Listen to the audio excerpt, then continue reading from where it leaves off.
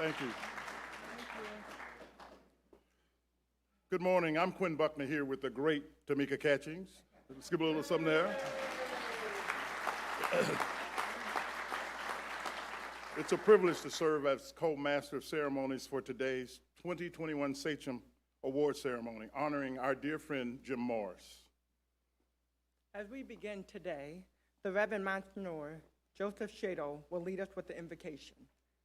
He'll be followed by the Pledge of Allegiance by the Scouts, Lindsay Aguilar, Lena Hamachuk, Charlie Esposito, and Jack Ryan. Then the talented Timothy Noble will grace us by singing our national anthem. Please stand if you're able.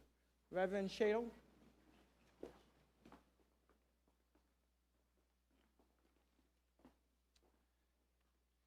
Let us pray. O God, creator of all things, we pray in gratitude for the abundant blessings you give to our great state of Indiana. Among your gifts is the leadership of wise men and women who have made and continue to make our Hoosier state an amazing place to live, to work, or visit. We thank these leaders for their sound, unselfish advice, their dignity and determination. But most of all, we thank you for endowing them with the willingness to live and to demonstrate virtue in their personal and professional lives.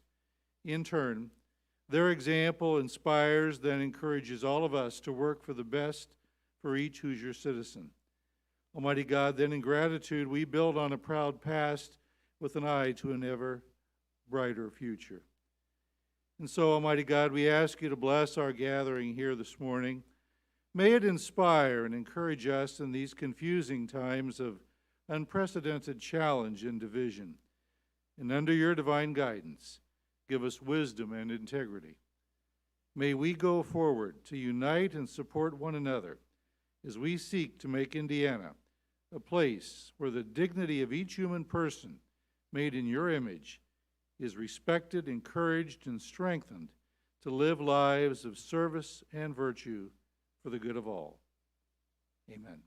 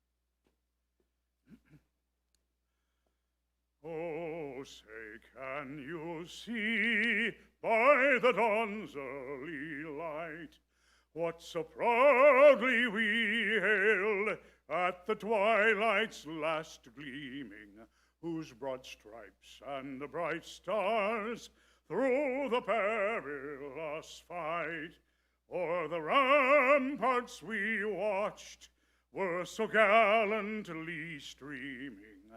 And the rocket's red glare, the bombs bursting in air, gave proof through the night that our flag was still there. Oh, say does that star-spangled banner yet wave o'er the land of the free and the home of the brave?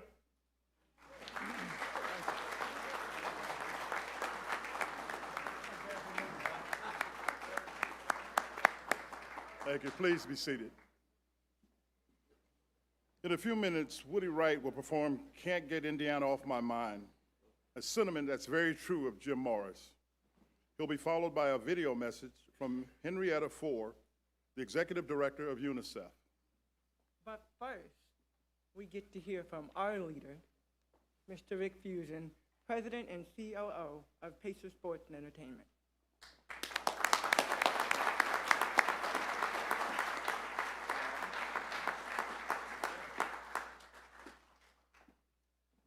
Jim was just saying in the back room, think about this, 5 gold medals right here. I mean, think about that. It's amazing.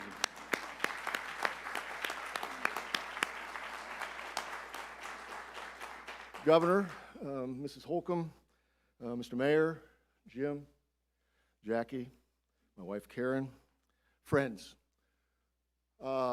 Jim chose me to speak today. Look at all the people we have in this room that represent so many, many, many decades in building Indianapolis. And we're led by this man, by this governor, by this mayor. It's in Jim's word, an extraordinary group. And I'm honored to be part.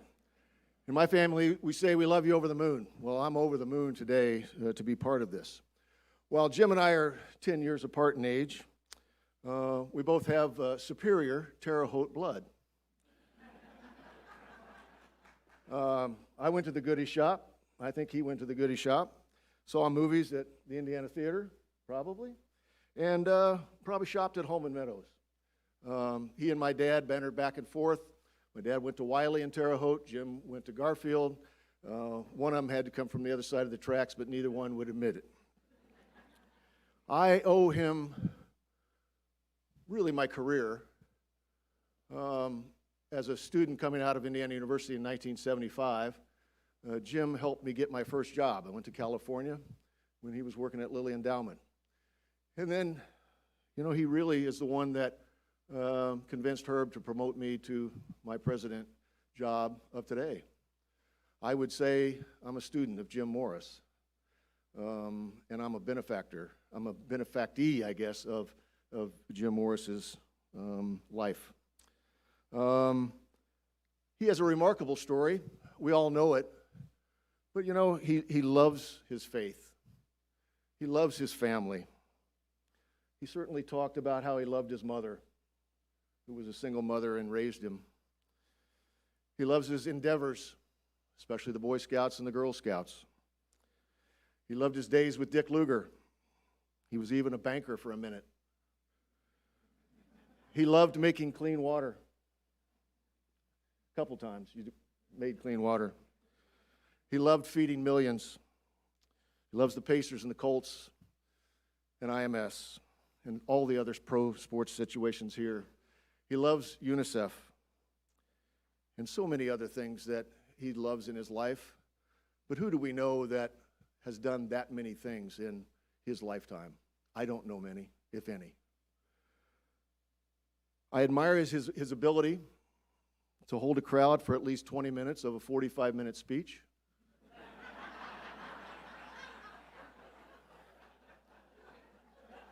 And he often talks about cliff notes, but I think his cliff notes probably are the novel War and Peace. And sometimes I forget, this is a reverent thing, this is not a roast, but I apologize for that. But perhaps his life as a collector of art and candlesticks tells us most about Jim and his life. I see him as an artist of relationships that paint a picture of dignity, of loyalty, of reverence, and love. And just like him, just like what he admires, the colors and the brushstrokes are each one of us. And the candlesticks, I believe that each of his candlesticks represent individualism, commitment to diversity, and his leadership and strength in moving wide groups together toward one goal. I see these characterizations in Jim Morris as a chief. Thank you, Jim, for caring about each one of us, making our city, our state, our country, and our world better. We love you and thank you.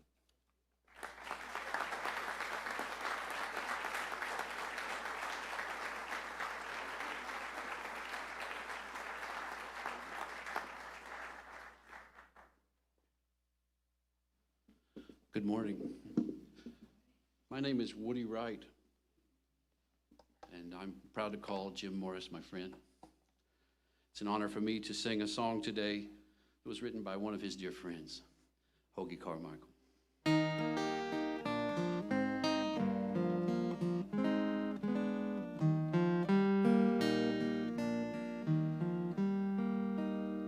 Can't get Indiana off my mind.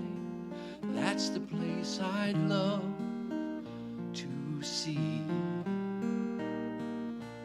Back in Indiana I will find all the folks so dear to me. How I'd love to see that lazy river, stop and give her my love. In my dreams I see a lady knitting for the one she's thinking of. Can't get Indiana off my mind. Any place I chance to roam. The moonlight on the Wabash that I left behind calls me back home.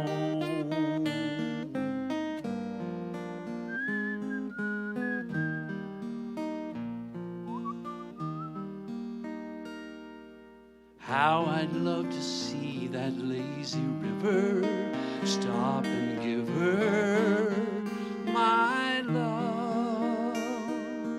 In my dreams I see a lady knitting for the one she's thinking of. Can't get Indiana off my mind. Any place I chance to roam. The moonlight on the Wabash that I left behind calls me, Indiana calls me back home.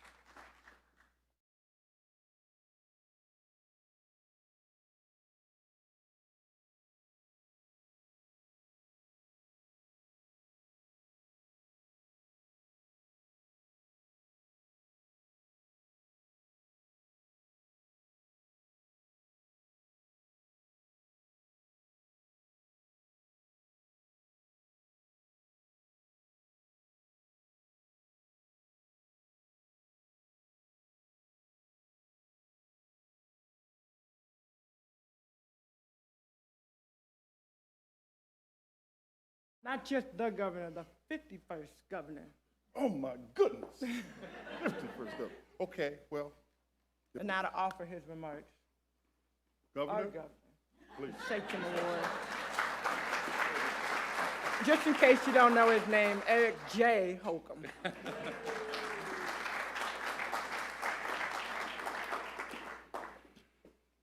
Well, thank you, Quinn and Tamika, and what a great morning it is to be together. And I can't think of a more fitting place for us to add another chapter to our Hoosier history than right here at the Indiana State Museum, where the bridges between our past and our present and our future can be traveled like nowhere else.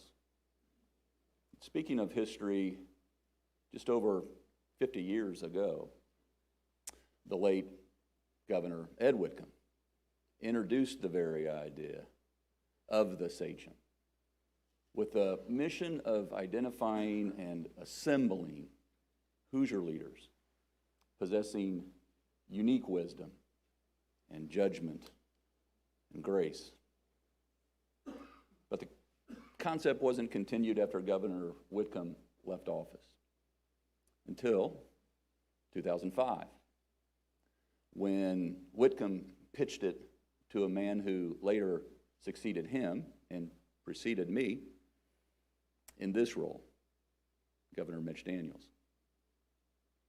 Mitch took the Sachem and recreated it as the state's highest single honor, reserved for only Hoosiers whose virtue and lifetime accomplishment have made incredible, remarkable, extraordinary impacts in and on the lives of their fellow citizens.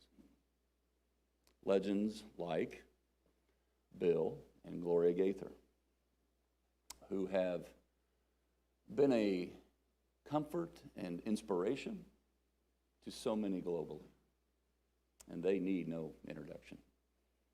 We're honored to have Bill and his band with us today. And during these past 4 years, it's been a true privilege for me to give the Sachem to special people like Eva Moses Core, the Holocaust survivor, who has now passed on to glory, leaving us a legacy of forgiveness and love that continues to challenge and change hearts. And Sergeant Sammy Davis, whose heroism on the battlefield is only matched by his heroic duty off it, advocating for our nation's veterans to this very day. And Dr. George Rapp, a global humanitarian and medical pioneer who invented new treatments and built new medical facilities that have saved lives around the world as well. And last year, to Reggie Jones Sr., who built from scratch, the ground up, so much more than a successful enterprise. He's lifted the lives and spirits of countless others through his mentorships and his scholarships. And here we are today, adding yet another to this list of model citizens whose names are rightly forever engraved in our state capitol building, because they will forever represent the very best among us. Today, this is both a personal and professional honor to bestow our state's highest honor for only the 16th time in Indiana history to Mr. James T. Morris.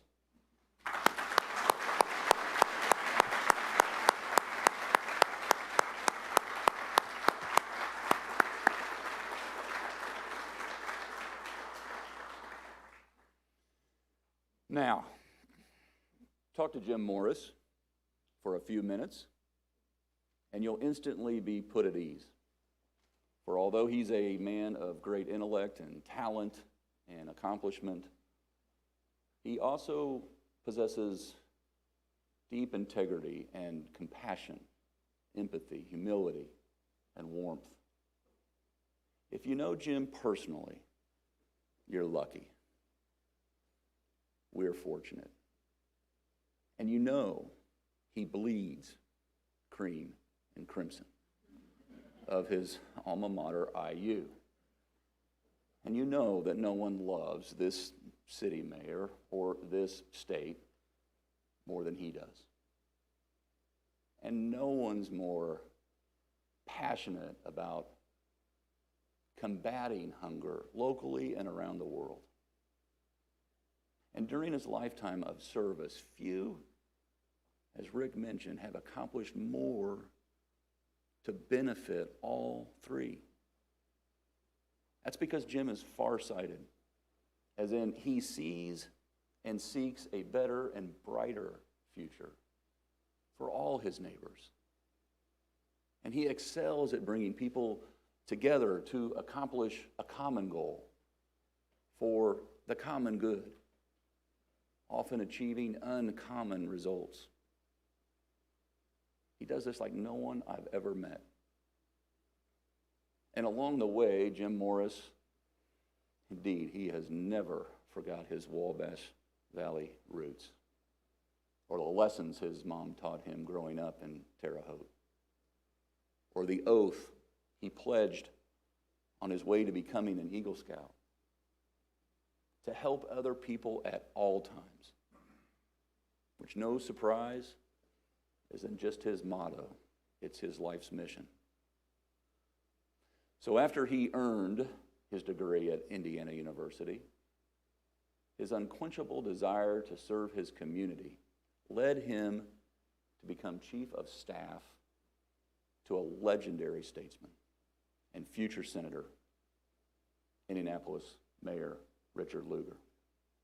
It's difficult imagining a better role model than Lugar for then young Morris.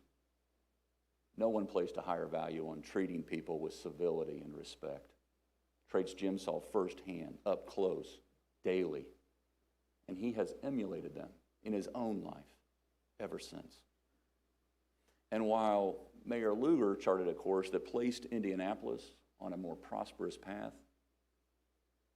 Jim Morris wasn't just taking notes. He was becoming a respected leader in his own right, an architect and implementer of transformative visions, casting his own shadow. Revolutionary ideas like creating a public university in the heart of Indy's downtown. Jim not only saw the need for what would become IUPUI, he pushed it. He made it a reality. And if we traveled back in time, although he's too humble to admit it, we'd find Jim Morris has always focused on someone else, usually on the next generation, helping build Indianapolis into a global sports and entertainment capital, the world-class city that it is today. We see him quietly devoting his time and his talents to the U.S. Olympic Committee, the NCAA Foundation, Gleaners Food Bank, the United Way of Central Indiana, and the renowned Riley Children's Hospital. Or serving as a trustee for Butler, Indiana State University, and his beloved Indiana University, where Jim would teach as a professor of philanthropy and public administration for well over a decade. Looking back, we'd see him helping stand up the Indiana Sports Corporation, or literally pacing off footsteps at the future site of the Hoosier Dome to ensure it would fit, or helping bring the Pacers and then the Colts to Indy ultimately. We'd see him giving back to scouting by serving on the National Advisory Board for the Boy Scouts and agreeing to serve as the chairman of the governor's annual luncheon benefiting scouts, a role he's graciously reprised each year for 2 decades now, raising over $1 million a year to give Hoosier Scouts the same opportunities he enjoyed. And looking back, we find Jim helping found the Indianapolis Children's Choir, housed on the campus of Jim's other alma mater, Butler. We'll hear from them via video today, a true testament and treat to his ongoing Butler Way efforts. And of course, there's his past and present day work with the Pacers and Fever, the Big Ten, the Women's Final Four, and high school basketball tournaments. That list goes on and on and on, and they bring millions of visitors to Indy each and every year. And more importantly to Jim, what he always shares are these events have inspired and given so many opportunities to Hoosier youth. I've simply, again, not met anyone who is more actively passionate about serving and lifting up disadvantaged children and giving them the confidence they need to succeed than our friend Jim Morris. But what really sets him apart, in my view, is his intense overdrive to do something about it. Garrison Keillor said, "Nothing you do for children is ever wasted." You'd be hard-pressed to find anyone who's lived those words the way Jim Morris has and does. In fact, there's nowhere Jim won't go if there's a way he can improve on the life of a child, especially those harmed by violence or scarred by hunger or poverty. We know that because in 2002, Jim relocated to Rome, as in Rome, Italy, not Rome, Indiana, down on the Ohio River, to serve as executive director of the United Nations World Food Program, the world's largest humanitarian agency, where he led the first UN humanitarian missions to Sudan and Darfur, and traveled to 80 nations around the globe, coordinating efforts to reduce hunger and bring aid to those children affected by poverty and hunger and drought. Across southern Africa, Jim spearheaded the effort to bring UN and humanitarian agencies together to better fight food insecurity and HIV/AIDS. And by the time he returned back home again in Indiana, that program had fed the entire population of Iraq and had provided meals for tens of millions of impoverished adults and orphan children across Africa. Every one of us could recount stories like this for the remainder of the day or week. And we'd still only reveal the tip of the Morris iceberg. For we all know how lives are changed through the efforts of a dynamic leader like Jim Morris, who has extended his arms around the world and gave us all one big hug. Because whether he's donning a chef's hat and serving meals to the hungry, or leading the Indianapolis Water Corporation, or steering one of the nation's largest charitable organizations, the Lilly Endowment, bringing people together and never letting go is perhaps what Jim does best. But I bet if you asked him, he might be the first to admit he had a lot of help along the way. Maybe his love and loyalty for IU runs just a little bit deeper, because that campus is where he met the love of his life, his beautiful bride. He's had no greater supporter or stronger partner than his soulmate and wife of 56 years, Jackie.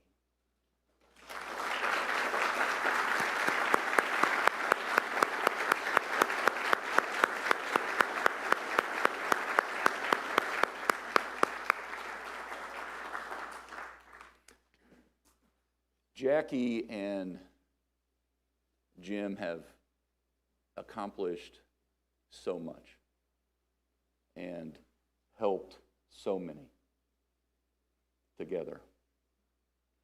Anyone who knows them would agree they do everything together, side by side, cheering on the home team and jeering the refs when there's a bad call. Especially Jackie. And some of their greatest accomplishments are with us today. They're the parents of 3 children, Tim, Todd, and Jennifer. All, of course, IU grads. We'll get to hear from them in a few moments. And Jim and Jackie are proud grandparents to 8, including one who will be a junior at IU this fall. I don't know if that's the Morris mandatory, but it sure sounds like there's a IU pattern there. So, in closing, I know this is far from the only award Jim Morris has received, displayed, or has framed on his walls. You'll know what I mean if you've seen his walls. His efforts have earned him 18 honorary degrees and recognition from the Indiana Black Expo, to the Emperor of Japan, to the President of Italy, and by a President and Vice President of the United States. But as many titles as he has earned, the one that I suspect may mean the most is that of Eagle Scout. And that tells you all you need to know about Jim Morris and his character. The impact of Jim's unselfish, visionary, moral leadership is literally this city's skyline.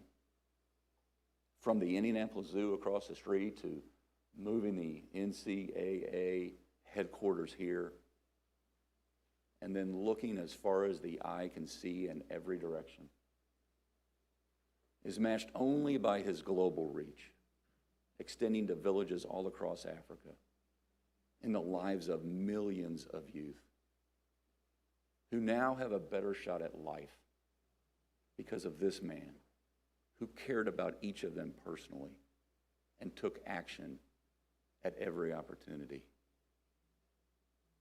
And like that candlestick collection, he never lets go.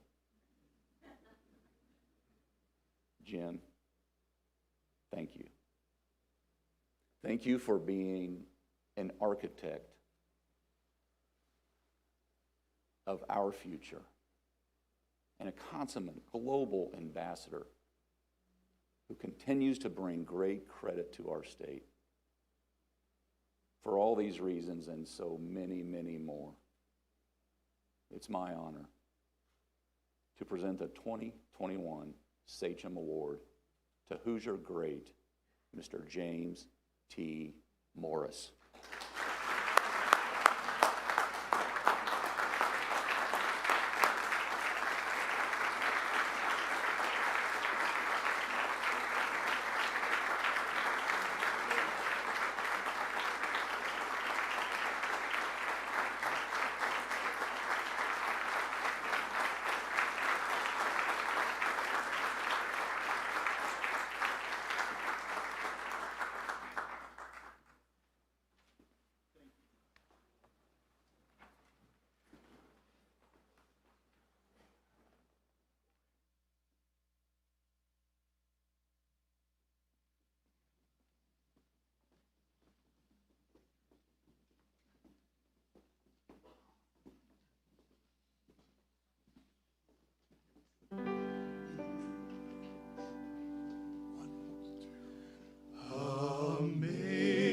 Amazing grace, how sweet the sound that saved a wretch like me. I once was lost, but now I'm found. Was blind, but now I see.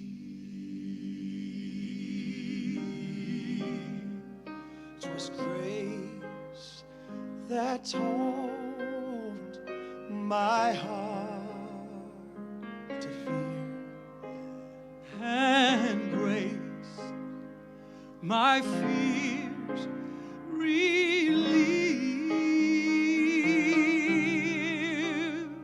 How precious did that grace appear the hour I first believed, when we've been there 10,000 years, bright shining as the sun. We've no less days to see God's praise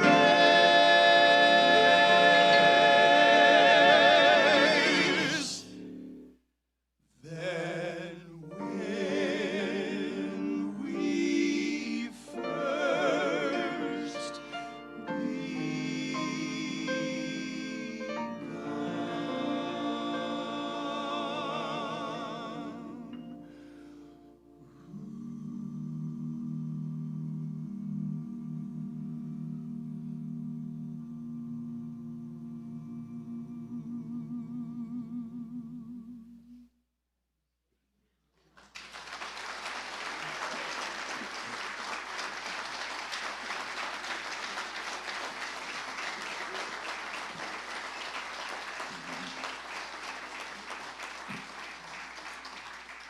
Harmony. There is something so Hoosier about four-part male harmony. Gloria doesn't understand that, but I said, honey, there is something. I know the Bible says at the sound of a trumpet, you know, the Lord will come back. But just in case the trumpet player does not show up, I wouldn't be surprised to hear a male quartet announce the second coming. And I'm not sure that's scriptural, but I'll throw it out. I first heard harmony because I know Jim loves Indiana, loves anything Hoosier. First heard it on WIBC when I was just a kid, and they sang around one mic. This is the first time we have sung around one mic. They knew how to get in and blend and do their thing. This morning when we got here to do the sound check, they said, you got one mic. And I said, okay, boys, it's time for us. We were going to do a track, but we were having so much fun doing the harmony that I want to do this especially for Jim. I'm going to change it up. How many of you have ever met a person that later on became a pretty good friend, maybe a great friend, and you were introduced by Jim Morris? Raise your hands. Come on over. The professionals call that networking. Jim just came out of the womb saying, if I could just bring people together from all different kinds of places. I've met a lot of good people I wouldn't have met had it not been for Jim. So Gloria and I wrote this, back in not 07. Thanks a lot.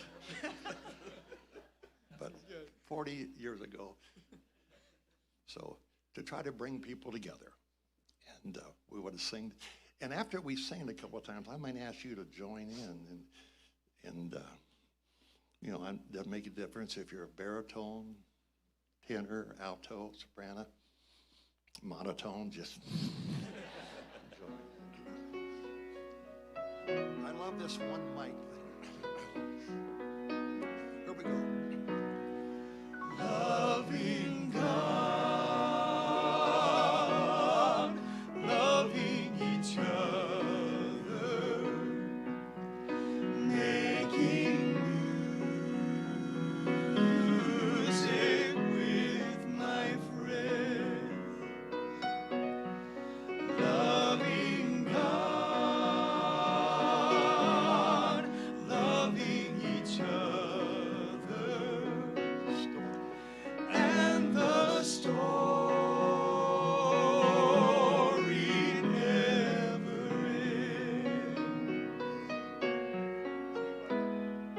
push back from the table to listen to his word, his secret plan before he had to go.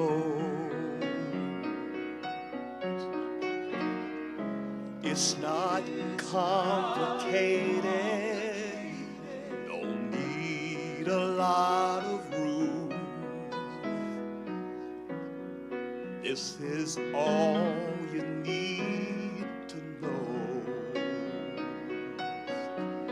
Loving God, loving each other, Sing along with us here. making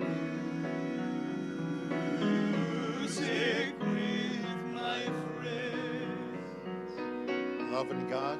loving God, loving each other, And the story never ends. and the story never ends. Sing it with us. Loving God, loving each other, Making music. making music with my friends, Loving God. loving God, loving each other. And the story never ends. And the story never ends. And the story. And the story never ends. No, the story never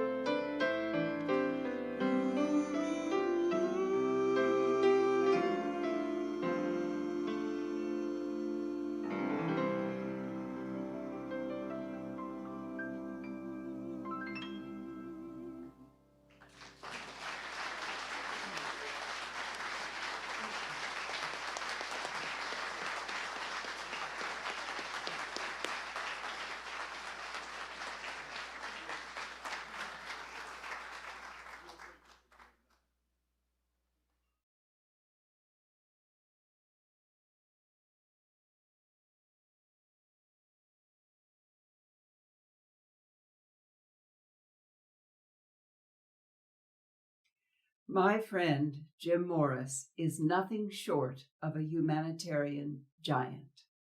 From his time leading the World Food Program to his years as America's representative to the UNICEF Executive Board, to his position as the UN Special Envoy for the humanitarian crisis in Southern Africa, millions of children around the world have benefited from his leadership and action-oriented approach.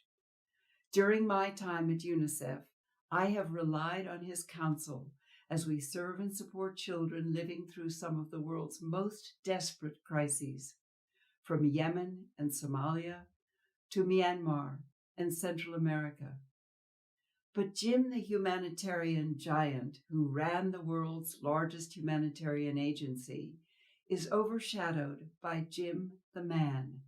He embodies the servant approach to leadership. Every conversation I have had with Jim ended with him asking, "How can I help?" Not for personal recognition nor publicity, but because he wants to serve. He wants to make the world a better place for people, especially for children. So I can think of no one more worthy of this recognition by his beloved state of Indiana, and no better model for students and young people around the world who share his commitment to making the world a better place. Because the world would be a better place if more people, embodied the Morris model of public service and global engagement. So, Jim, on behalf of all of your friends at UNICEF and children worldwide, thank you and congratulations on this honor. You deserve it.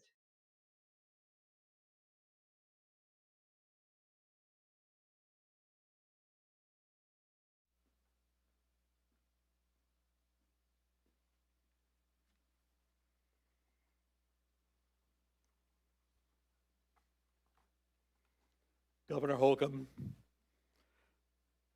Jim, the Morris family, distinguished guests. It's truly an honor for me to say a few words today. Bill Gaither, you set a beautiful tone, loving God, loving others. And then came the phrase, the story goes on. When Jim asked me to say a few words today, he had two instructions. He said, Bill, keep it short. And then second, he said, please don't talk about me, but focus on those people who have shaped my life. And he began to name a few of those individuals: Herman Wells, Dick Lugar, Eli Lilly, Father Hesburgh, and the list kept going on, including many of you sitting in this room today. When I think about that request, Jim, that tells us why we're here today and why we are honoring you. In his classic book, After Virtue, Alasdair MacIntyre, a Scottish-American philosopher who taught at Notre Dame, said that we humans are storytelling animals, tellers of stories in search of a truth. And then he asked the question, I can only answer the question, what am I to do with my life, if I can answer the prior question, to what story or stories do I find myself to be a part? Scott Russell Sanders, Professor Emeritus of English at Indiana University, struck a similar chord. He said, if you are not yourself placed, in other words, if you do not have a sense of place, then you wander the world like a sightseer with no gauge for measuring what you see. Without local knowledge is the grounding for global knowledge.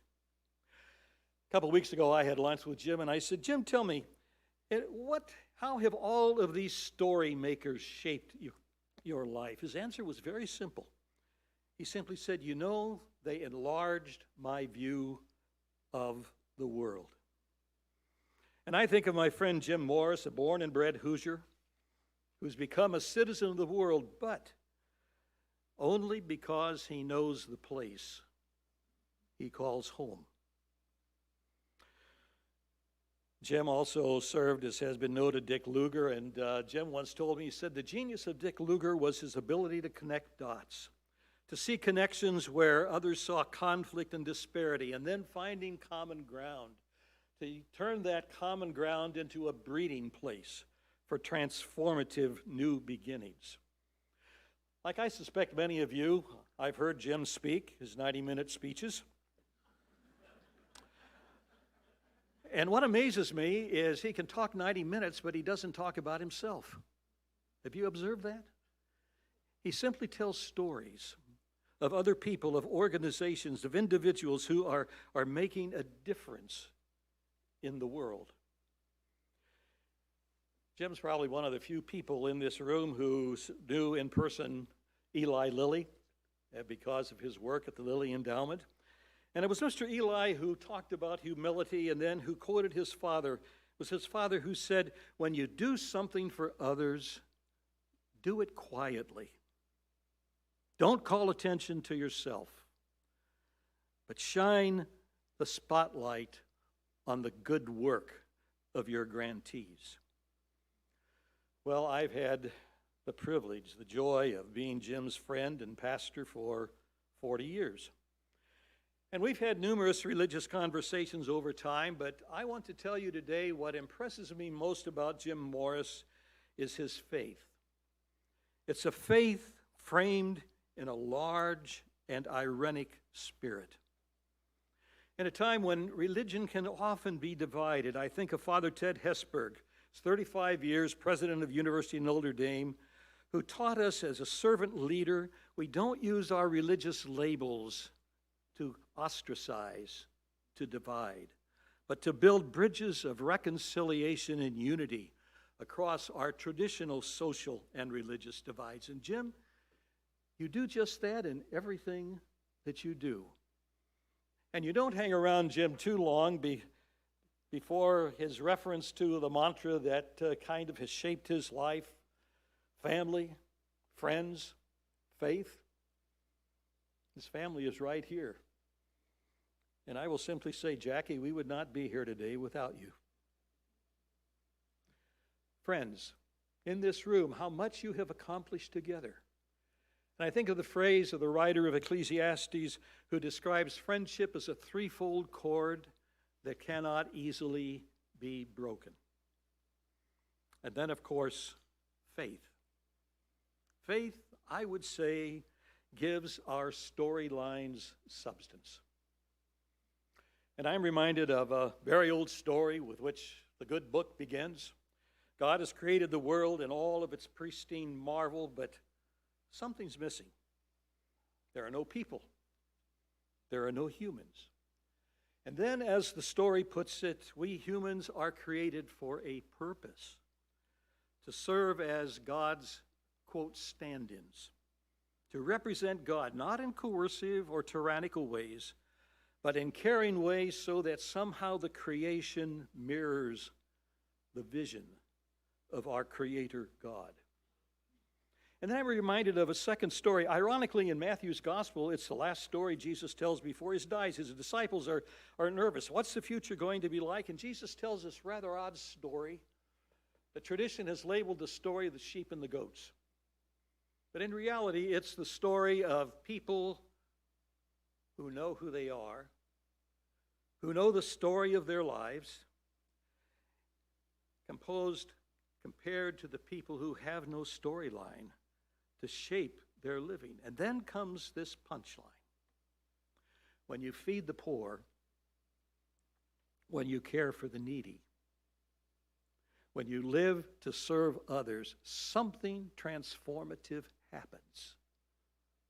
God shows up.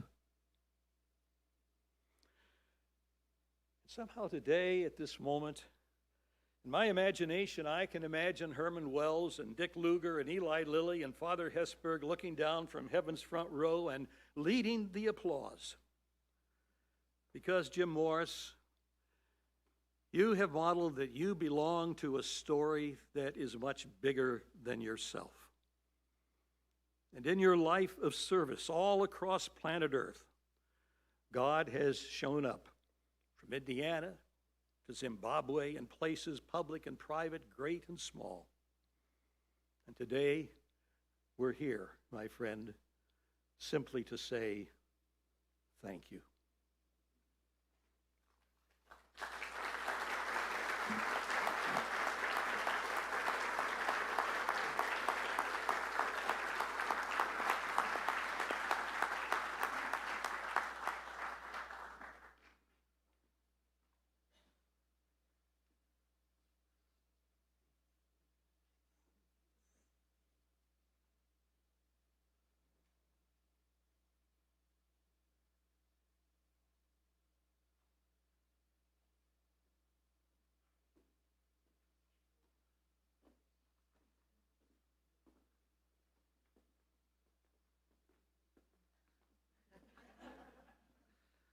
That is brutal to follow. Good morning. I'm Todd Morris. I'm the middle child of Jim and Jackie Morris. And as the middle child, it is an unexpected honor to introduce my dad, an honor that few middle children ever get to experience.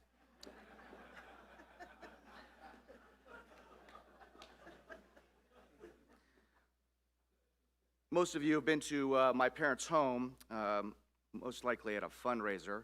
And once you get past the collection of Western art and all the candlesticks that we all know about, you should probably have noticed the fireplace mantle. It says, Thank God for faith, family, friends, community, and vocation.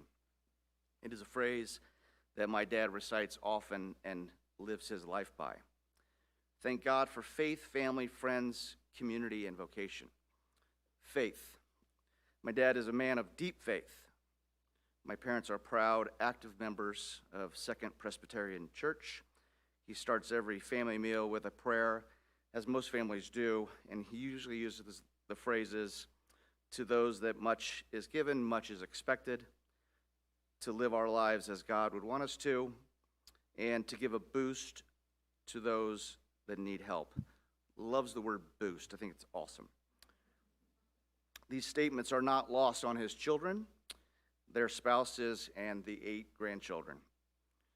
His faith is so strong that the Morris family was once named Catholic Family of the Year, and as a reminder, we're Presbyterian.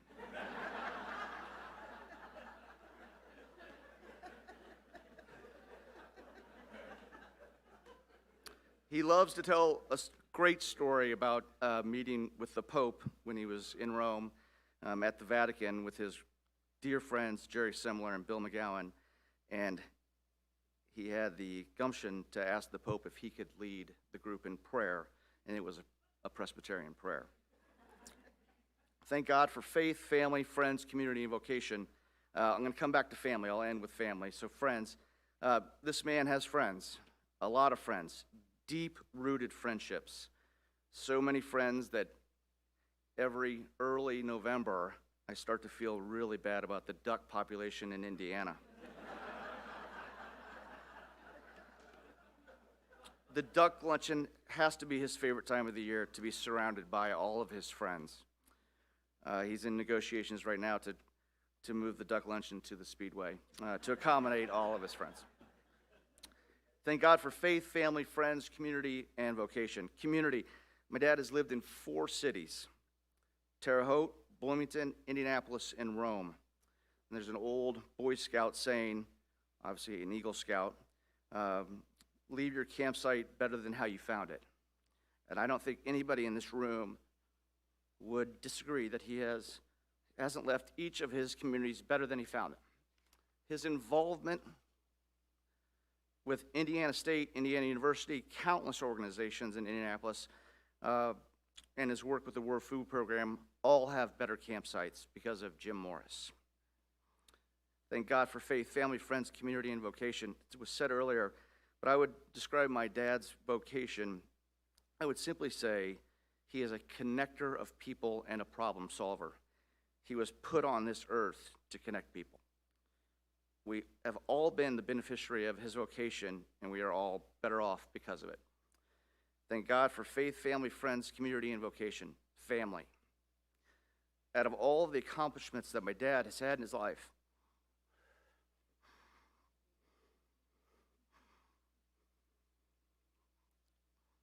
this is actually a funny line. I want to get it out.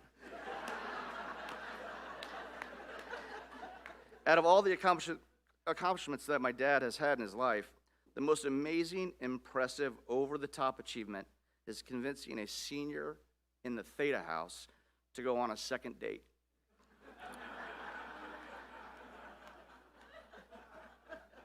Because of that one moment, we are all standing here today.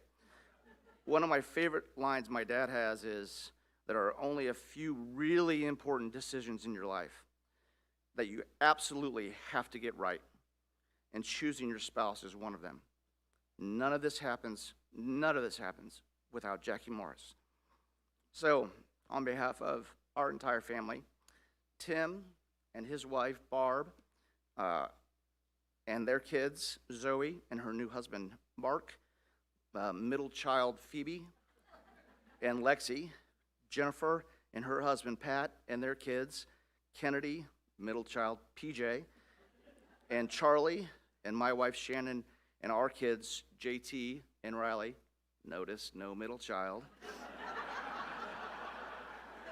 I would like to introduce and bring up, I believe, our dad and granddad, Jim Morris.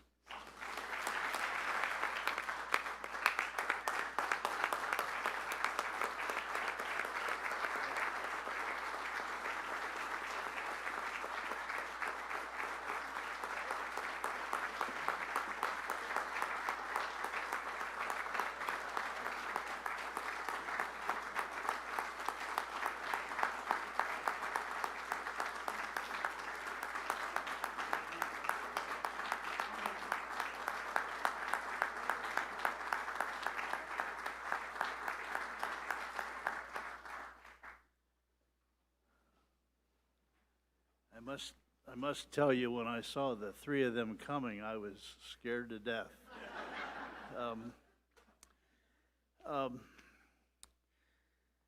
Thank you, Jackie.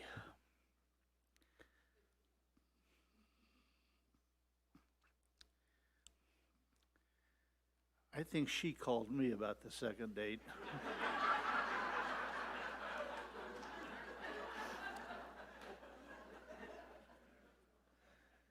I should have been so lucky, huh? Eric, my friend of many years, your terrific wife, Janet, thank you for this honor.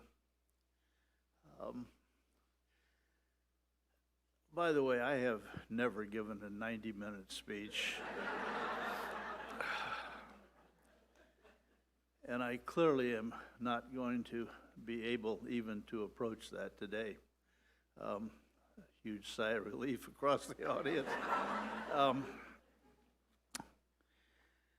This was the first time the criteria for a person to be considered for the Sachem Award was described as someone 78 and above from the east side of Terre Haute.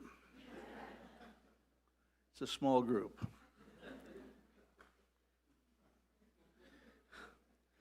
I actually thought you'd get a little better response there. This means a lot to me, and it's given me the opportunity to spend a lot of time. We haven't been going to the office. Rick goes to the office. Rick is brilliant. Rick is extraordinary in what he's done for our organization and how much he cares about this community and fair and honorable treatment for every citizen and for everyone to feel welcome and valued. He's the best. But Rick goes to the office every day. I don't.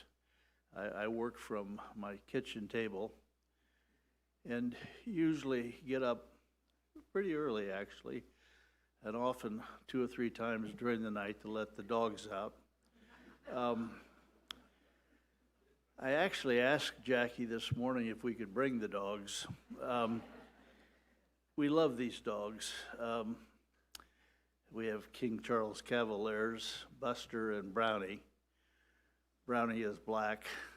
Why we call him Brownie, I don't know. But I sit at the kitchen table, and I've since Eric told me this was going to happen, and my pal Earl Good and our current pastor, Chris Henry, were, the 4 of us were at the governor's mansion, and Eric said that he wanted to do this, and it was very emotional for me, for all the obvious reasons. But the real gift of recognition, and by the way, we've all had more than we deserve, and we love all the nice things that are said, but down deep we know we could have done more and we could have done it better, and we could have done it with more love and more inclusion and more thoughtfulness and more faithfulness. But nevertheless, we find ourselves at age 78, and this gave me the opportunity to think about gratitude and to think about all the good things that have come my way. Believe me, beyond anything I could have ever expected or certainly deserved, but an opportunity to sit around that kitchen table and think about the incredible people that have been a gift to me and a part of my life and part of helping me become who I am. and what I want to be, and a chance to reflect on that, and a chance to say thank you. And Mr. Lilly was, Mr. Lilly, as Bill said, was a man of great gratitude. And he also said, if you're going to do something nice for someone, do it in a nice way. And he was a gentleman. But this has given me the opportunity to reflect on my mother. The two of us lived together in Terre Haute. She worked hard, did so many wonderful things for me, but everything she did was a sacrifice for her. And she worked at Indiana State University most of her life, but she insisted that she wanted me to go to IU. And what a gift. My years at IU, transformative, changed my life, enabled me to meet this wonderful, wonderful, really good lady, became my wife. I had a go at law school. The living law never came alive for me.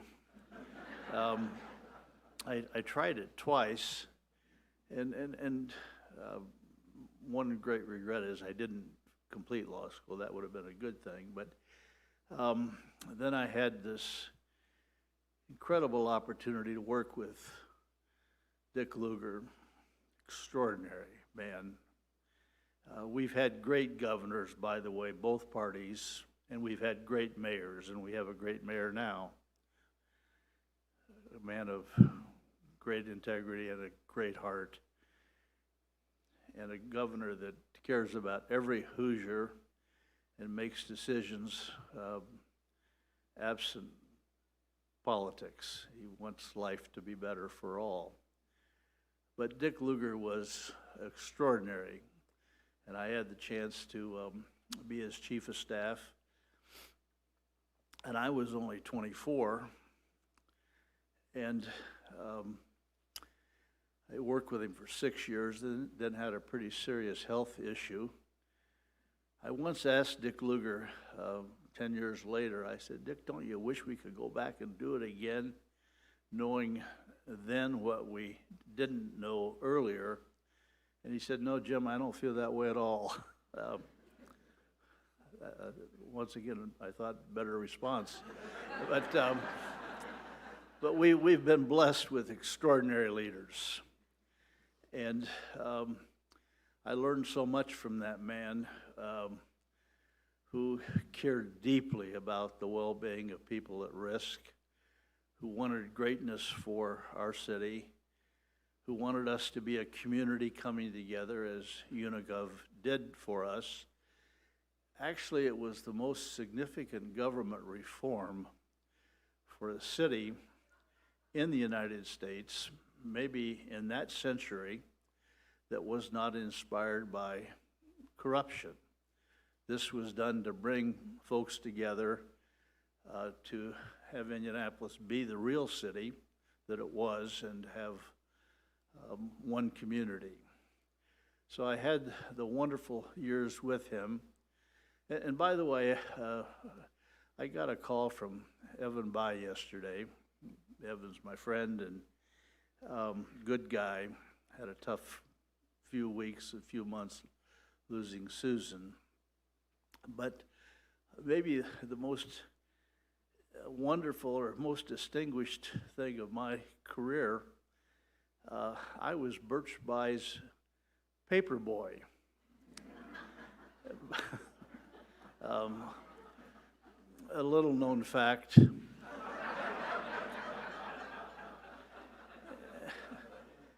And probably a fact of very little interest to most of you. But Birch Bai lived at 213 McKinley Boulevard in Edgewood Grove in Terre Haute, and I delivered the Indianapolis Star to him. And we went to the same church, and he was my friend, and I had just this wonderful visit with Evan yesterday, and Joey had such great things to say about you and also about Eric and Janet. But so I had the wonderful years with Dick Lugar. He became my close friend for 52 years. And one of the things that I've done as I've reflected on my career or whatever, I made a list of friends that I've lost. And really an interesting experience. I suspect I've lost, as you all have, but maybe 60 or 70 really good friends over the years. From Dick Lugar to P.E. McAllister, to George Steinbrenner, to George McGovern, to Tom Lake, Tom Lofton, just remarkable people. My friend Glenn Howard, I miss him every day, to be truthful. But I then had the 16 years at Lilly Endowment, and this is a remarkable place. It has the best heart and the best integrity, and has been absolutely faithful and loyal to what the founders wanted. The founders loved Indianapolis and they loved the state. They were people of great religious faith, strong commitment to young people and education, concerned about minority education, diversity, concerned about the quality of religion, not in a proselytizing way, but in a way that every faith, whatever it might be stronger and more helpful and more engaging and more encouraging to their members. 16 years there, 13 years with the water company. I always used to have a lot of fun with the executives at Eli Lilly and Company. And I'd say, you know, what do you guys think is the most important healthcare agency in the city? And they'd say, well, of course, it's Eli Lilly and Company, maybe seconded by the hospitals. And I say, well, you're all wrong. The most important health system in the city of Indianapolis is the Indianapolis Water Company. And think about it for a minute. And shortly you'll agree with me that if the water doesn't work well, then we've got problems. Then I had this extraordinary experience.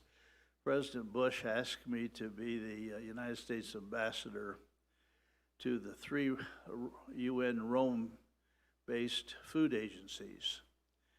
And Jackie and I went through 2 weeks of ambassador training. The first day we showed up, I had a little Swiss Army knife, the little one. And we're going through the security, and they said, well, sir, you cannot bring that weapon into the State Department. And I said, well, this is ridiculous. It could hardly do any damage or harm. And Jackie said, okay, Jim, calm down. Don't be upset about this. And Jackie took the Swiss Army knife out to the bushes in front of the State Department and hid it in the bottom of the bush. And as we departed at the end of our first day of ambassador training, she went to the bush, got the knife, and heaven only knows why I told you that story. But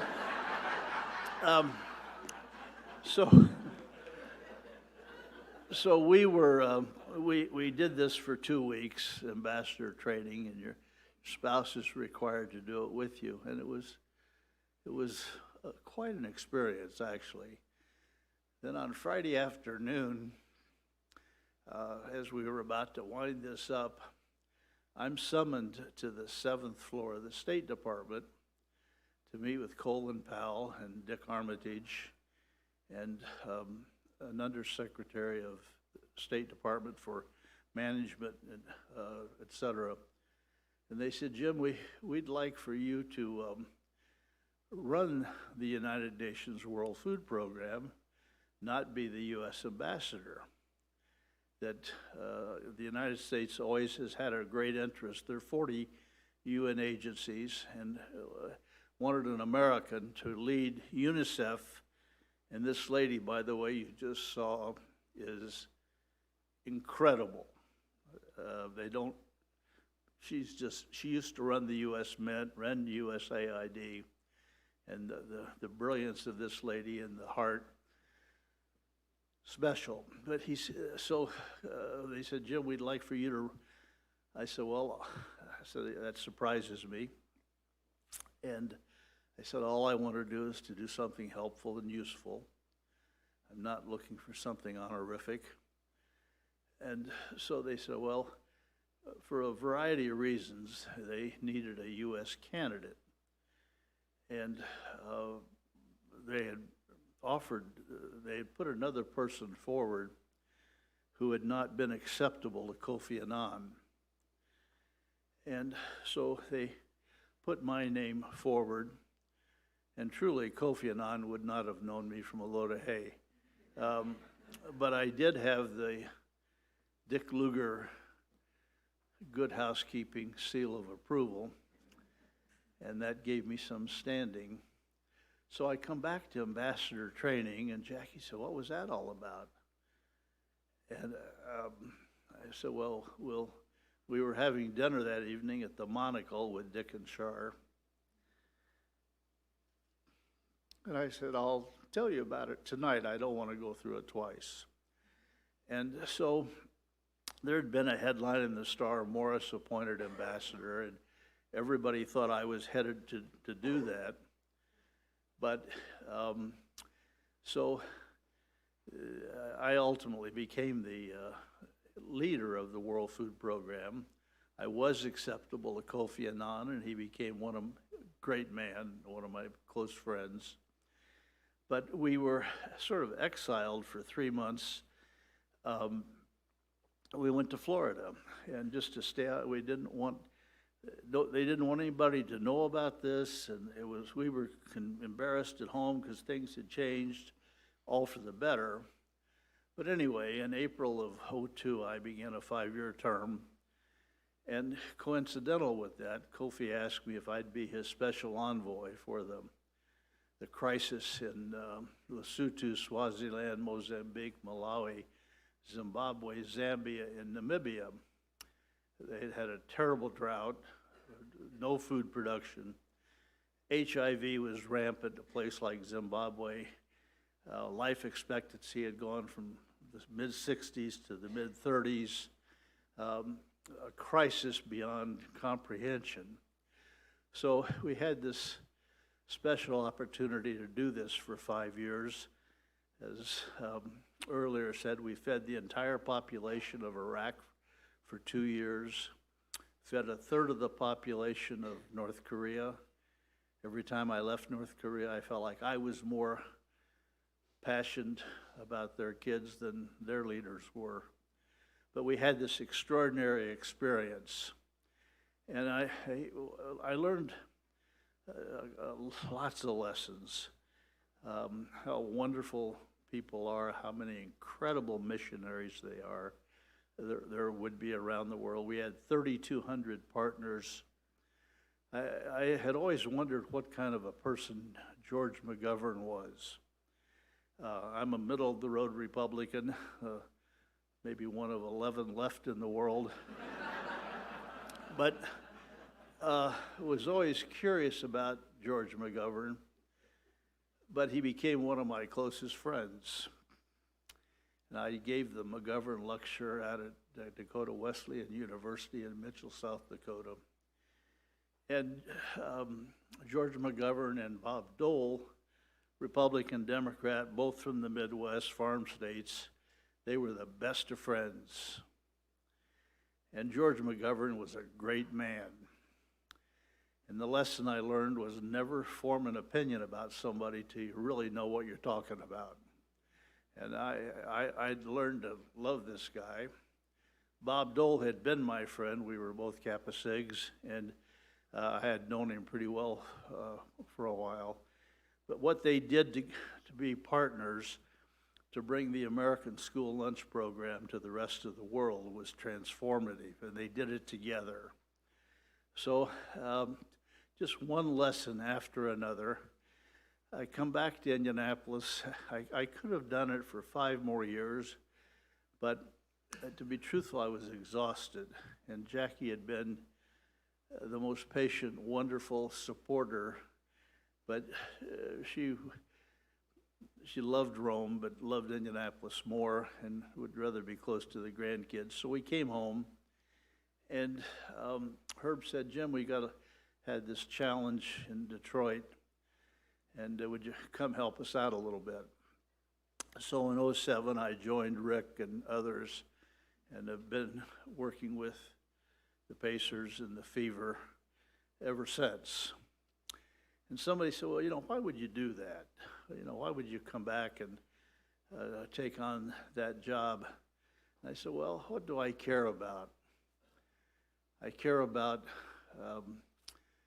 reducing adversarial relationships and bringing people together in community. And everybody in Indianapolis wants the Pacers, the Fever, the Colts, the Speedway to be successful. Black, white, rich, poor, Republican, Democrat, whatever one of the dualisms you represent, the Pacers among the whole group are a unifying factor if we do our job properly. I care deeply about the well-being of sad, hungry, lonely, vulnerable kids that fall between the cracks. And when a child sees Tamika Catchings or Quinn Buckner and thinks about who they are, the kind of person they are, the Pacers, the Fever, the Colts, if our folks do their job right, we can have the impact on opportunities for kids that you couldn't find many places. And every child deserves to have a loving adult in their life, a caring adult, to have good health, good education, to be a productive part of the community, to have fun, to have risk, to pursue their own spiritual development. And we can help that if we see our job, our opportunity in its largest context. I know I have to be careful because I'm approaching 90 minutes.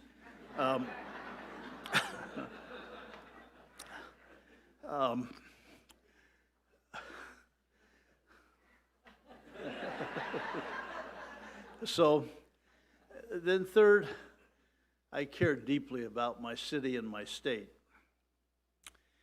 and the economic well-being, the prosperity, the excitement, the vitality that comes our way if, as a community and a state, we win the competition. Pardon me. The competition to bring bright young people here, to bring investment capital here, to bring jobs, to bring creative ideas. IUPUI, the med school, Eli Lilly and Company, state government, Salesforce, whatever you want to talk about, their success is based on our ability to bring the brightest and keep the brightest talent here. And we have to have a community and a state that they will choose to live in. And the Pacers and the Colts and the Speedway and others are big factors in causing our city to be a place where people will want to come. I can remember when Indianapolis did not have a single hotel downtown and maybe 3 restaurants. Today, there are 81,600 people working in central Indiana in hospitality. USA Today said we were the #1 convention city in America. Right or wrong, they said it. It's extraordinary, the transformation that the success of our downtown has generated for the rest of our city, our area, and our state. So there was I found a solid rationale to join Rick and Herb Simon, by the way, deserves to be on the list with Hesburgh and Luger and Lilly and Wells. This is a remarkable man who always says Indianapolis did more for him than he could ever do for the city. So here we are, and my gratitude, my reflection has been overflowing. I actually, if the lights would come up, I could start here and talk about each and every one of you. I know.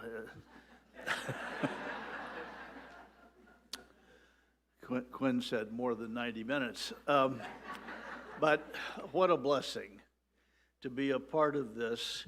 And what I hope today we celebrate and we're thankful for and we think about what we have done together and how we've done it together and how relationships that we might have built 50 years ago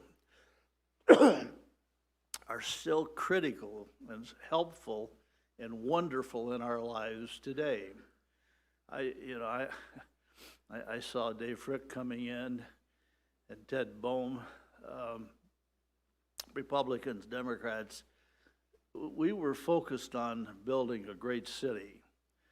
And these efforts that began small to cause something good to happen in a neighborhood built trust and confidence and friendships and partnerships that just are invaluable, are priceless. Faith, family, friends, community, and vocation.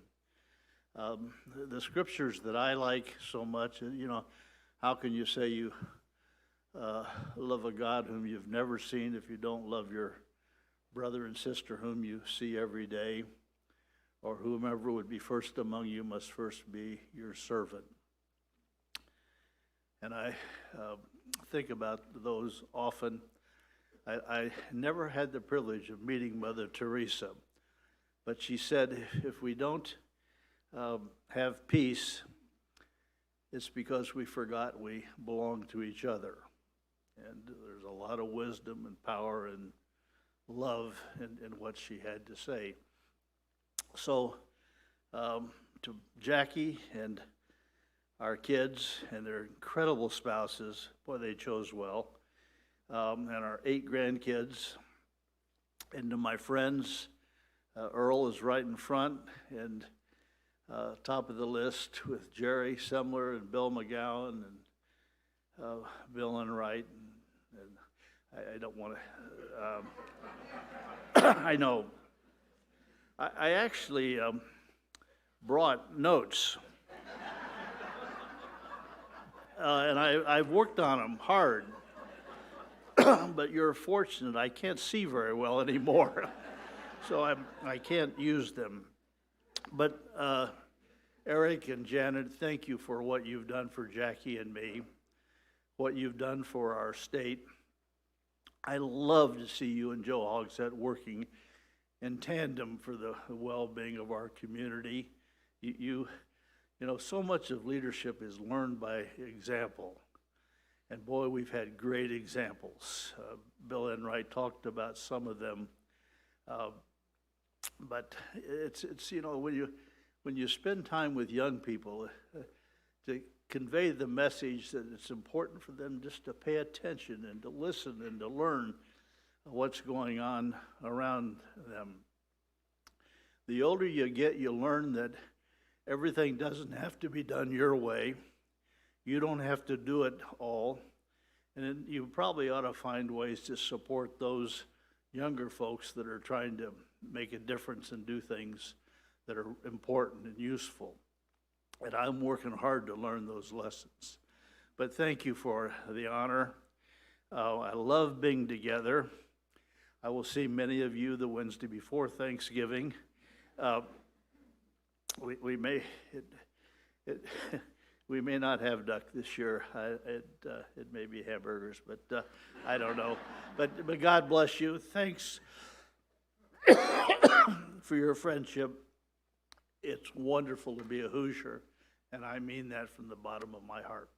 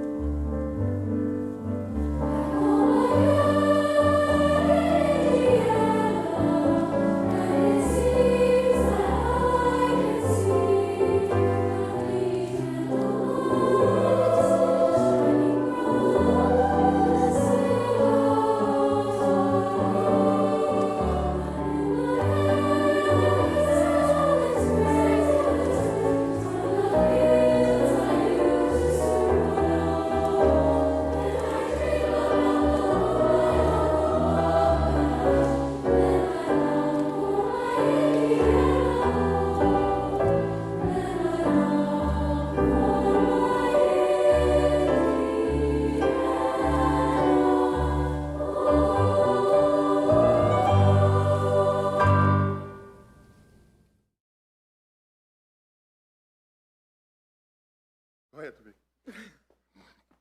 You said we were gonna go back and forth here. I I'm mean, yes. with the program. Well, we didn't get to really say anything, Jim, and I know for me personally, I am one of those benefactors of being in the arena and popping in and bless Brenda's heart, because I'd always be like, Jim, can I go and sit in Jim's office? So I just want to say, this is off the script a little bit. You're in the way. You gotta back up a little bit. Well, was this the script? No, it's Oh, just, they can't see They you. can't I'm see. sorry. Yes. Why did you pick the two of us? You know how we are. But I just want to thank you, from the bottom of my heart and Quinn's heart. Just No. Quinn can say his own heart. Okay. This is from the bottom of my heart. Just, how much time and love and just everything that we've had. So, thank you. I'm not going to go into a full-fledged speech here. And I won't either, but, you've been terrific. No crying. No crying in basketball. I'm trying like heck not to do it. When I didn't expect I had to do this.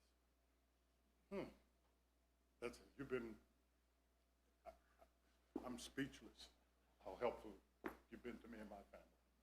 And I'm so grateful. That was unscripted. I'm sorry. Now. And I keep saying there's no crying in basketball. Yeah, she's had to tell me that twice. There's no crying in basketball. I'm good.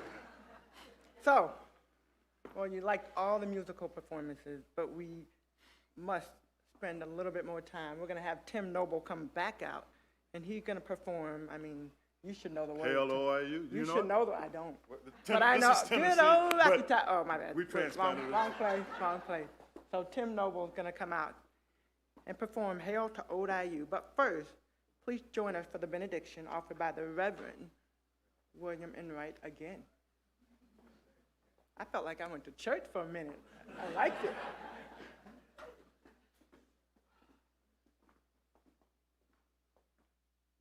Well, to conclude this wonderfully memorable morning, I end with a benediction, the Irish blessing. May the road rise to meet you.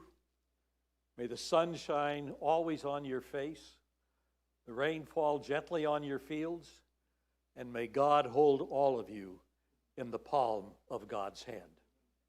Thank you.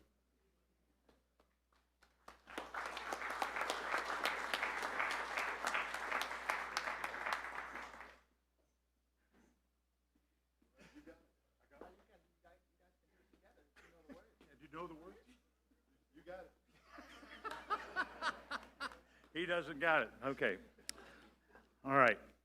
This is the IU alma mater. And if you went to another school and you don't particularly care for that, I don't care. So here we go. Come and join in song together, shout with might and main. Our beloved alma mater, sound her praise again. Gloriana frangipana, ere be heard be true. She's the pride of Indiana. Hail to old IU. Thank you.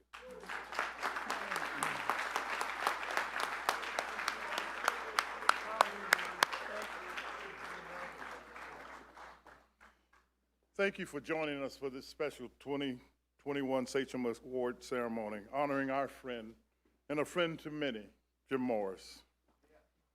You got the rest.